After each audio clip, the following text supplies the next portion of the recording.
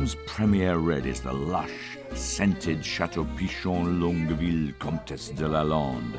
But these smart chateaux do have second wines, not so flash, but far cheaper. Madame's is called Reserve de la Comtesse. At over 20 quid, it's still expensive, but it's nothing compared to these historic vintages down here. Altogether, this stuff's worth millions. Well, I'm sure it's very good then. I'll have one. This'll do. So this is, for example, I've pulled out of there, this is a 1940. Yes. You could have been picking this grape Of at course. the moment when Robert Stamford Tuck was downing a Heinkel 111 over the Channel in his Hawker Hurricane, which is a nice thought. Yeah. It should almost be drunk to celebrate it. That was the Paris Commune, wasn't Yeah, it? When the they were all Commune. sitting eating And the rats. the end of Napoleon III.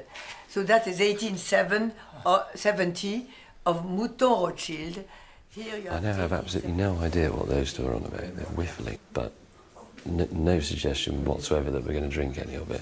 We're looking at it. We're looking at old wine. Look at the old wine. God in heaven. This is a 1937. In 2007, there will be people 70 years old with lots of money for whom they would pay £1,000 for that. Oh yeah. £1,000. £1,000 for that bottle. Oh yeah, definitely. Would that be any good? It might be fantastic. But you don't know. The point is, funnily enough, whether this bottle is good or not won't affect its value very much to sell it. People will buy the bottle just because of the label. They won't drink it. They might not drink it. They might never drink it. This is going back to what I say about talking about They could wine. keep it and bring all their friends to see it. To look at it. Each time they come for dinner, they bring their friend in I can't. to look. The Just idea to that look. you ring up your mates and say, "Do you want to come round and look at a bottle of wine?" That's preposterous. Well, and here's a glass of Chilean Merlot while you look at it. Yeah, if I did that, I'd get my face punched. Delicious, this. It's got a beautiful, warm kind of smell, James, which I'm sure you would appreciate. Funny, but since, as Oz is well aware, I'll have to drive after lunch, I'll never know. James and I are involved in a challenge here to teach James about the way you describe wines, the way you describe flavours and smells. Now, how do you approach that? Working on a creation of a new vintage is exactly like leading a string quartet. And the alto could be the Cabernet Franc, and the second violin could be the Merlot. I think we create something like a work of art. A wine is like a person. It asks you to discover the personality. How is he? What is his story?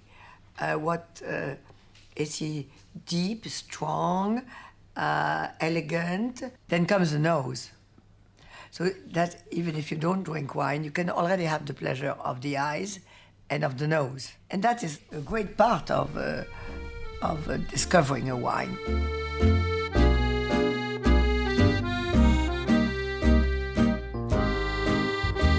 Now, what exactly was the point of that visit? But James, surely, you must be able to get something out of the history of all this. The history is fascinating.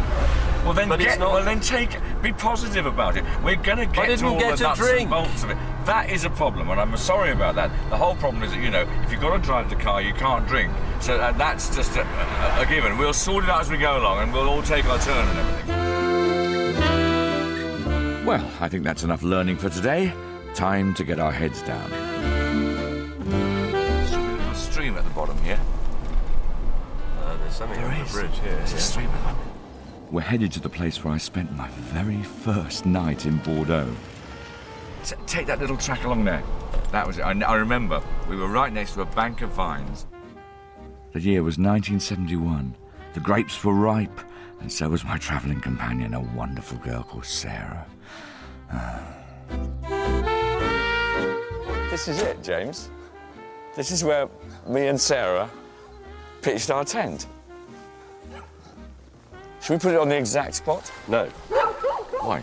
because I don't want to be in the exact spot where you and Sarah Montague Wellington did it.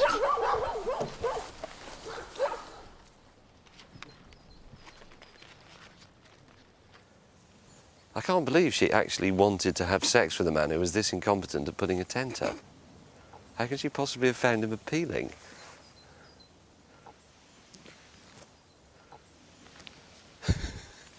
Oz, that's the bag it came in you're looking at there.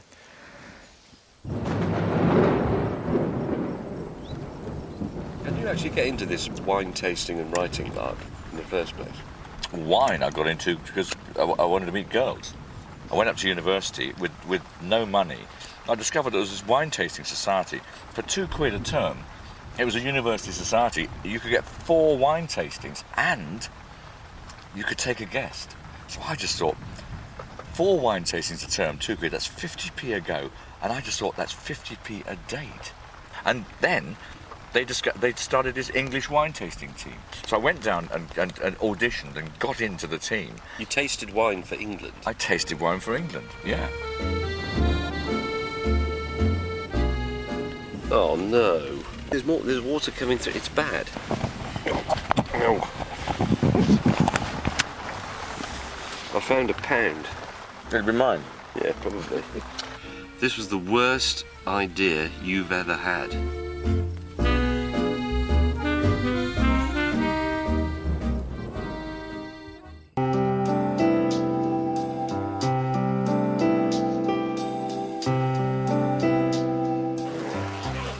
You know, overnight I've learnt that James is quite a sensitive soul, with a peculiar penchant for poetry, especially Omar Khayyam. Dreaming when dawn's left hand was in the sky, I heard a voice within the tavern cry, "Come, my little ones, and fill the cup, before life's liquor in its cup be dry." Now off.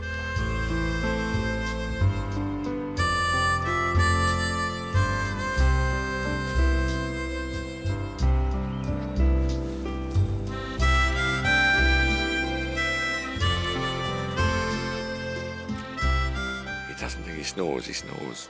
He does, I can tell you. I heard him at least 100 times last night.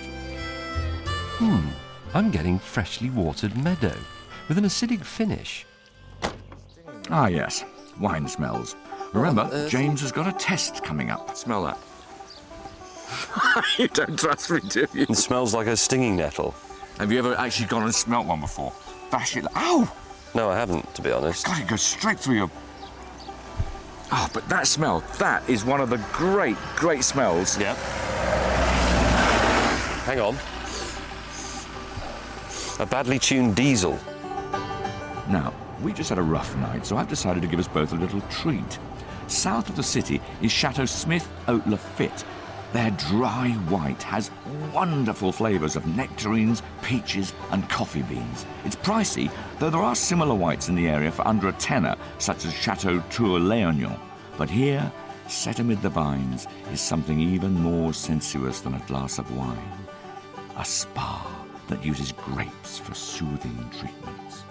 He's actually cut a grape in half and is wiping it on my face. They reckon that the grape and the grape skins and the grape pips are some of the healthiest things for mankind that there are. So, forgive me for dragging this back to reality, Oz, but how does this help with my education? So far what I'm learning is to be able to go back to England and say, Oz Clarke is a nutcase. He made me lie on a bed while someone rubbed grapes in my face. That's not very good advice to someone who wants to know what to have with their roast beef on a Sunday. This is about the texture of wine. Now, this is a slightly extreme way of saying, feel the texture of that lovely sort of gelatinous flesh being rubbed all over your face. Just feel it, enjoy it. I mean, it's not an unpleasant sensation, I'll grant you that, but I'm just slightly flabbergasted at the extremes to which you will go to immerse me in the culture of the grape without actually letting me have a bloody drink.